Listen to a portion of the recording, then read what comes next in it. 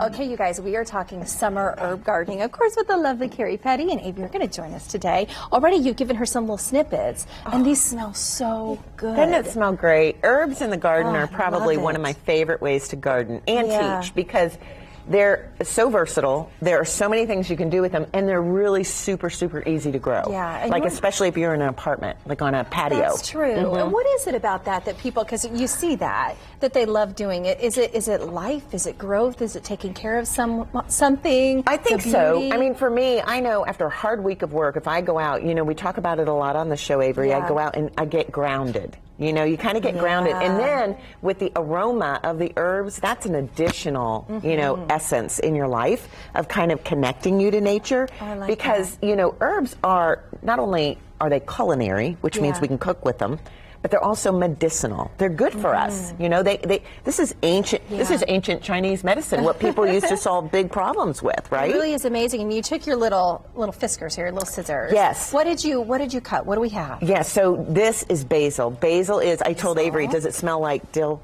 pickles? Yeah, but you love it. Is this mint? And this is mint. Now, Avery, the cool thing about mint is one of the only plants. Put it between your fingers and kind of roll it. Can you feel that the stem is kind of square? Mint is so cool because it's one of the only plant species with a square stem.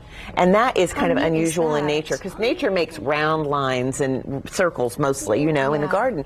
And so, but mint is really great. Sometimes when I'm out in the garden, I'll get a leaf and I'll just eat it while I'm gardening, and it gives me a little more energy and picks me up a bit and kind of brightens my spirit.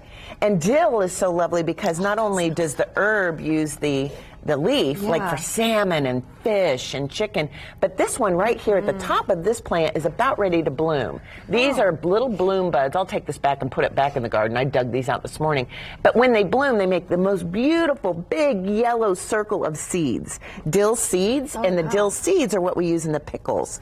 And so herbs, what makes an herb? I was researching this morning. I have so many good books on herbs, and always get a good book on herbs because you want to be careful what you're eating. Sometimes an herb, the leaf, you can eat, but the root might be poisonous. Or the opposite, like horseradish. Horseradish is an herb, but we eat the root. So you're okay, you can hold it. I didn't mean to scare you. But you do want to kind of research what you're doing with herbs, right?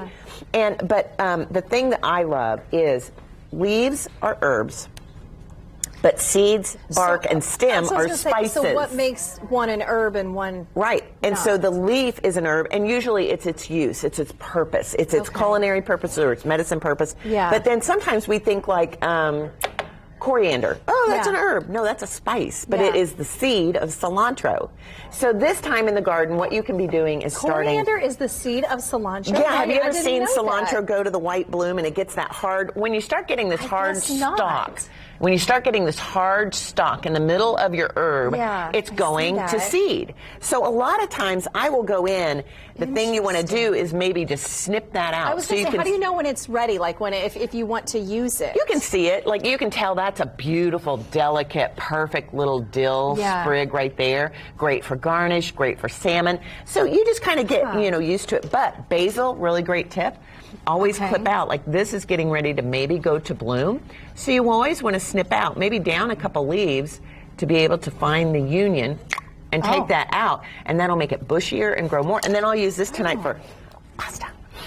Or pesto, or with garlic and olive oil, or you can even make a scented vinegar. You and your mom should try this. You can put herbs in a bottle with a cork with vinegar and make a scented vinegar for like a salad dressing. Ooh, that sounds good. It's kind of like science too, in a way. Yeah, good stuff all wrapped into one. Summer herb gardening. Like when you said that this kind of feels like a square and this is like circly. Like this is like harder and it's more square shaped. That's exactly right. Yeah.